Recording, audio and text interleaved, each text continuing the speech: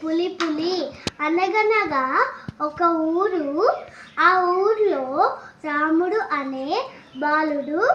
వాడు అడవిలో మేకలు మేపుకుంటూ ఉండేవాడు. ఇతరులను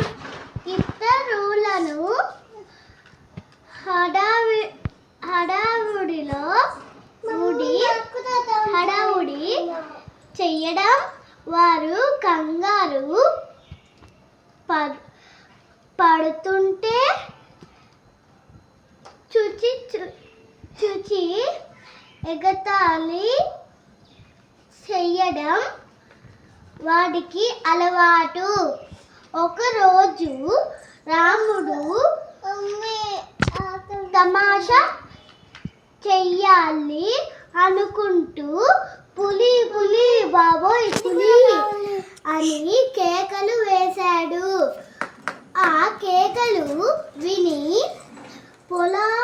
పొలాలో పనిచేసే రైతులు పులిని చంపడానికి పరుగులు తీశారు.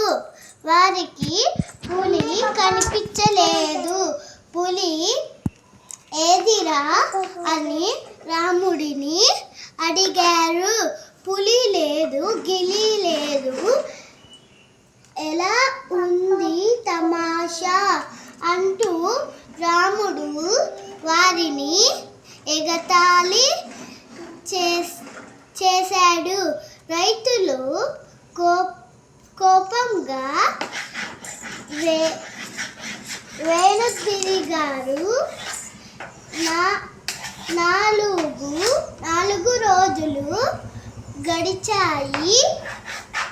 ఒకరోజు నిజంగానే పులి కనిపించింది. రాముడు భయంతో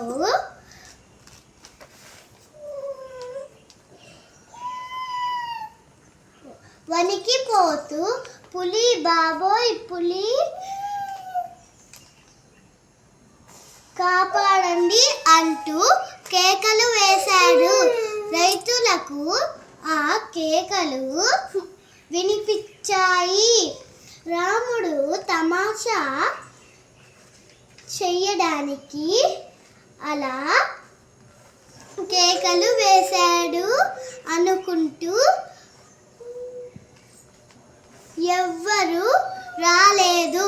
పులి మేకను చంపి నోటి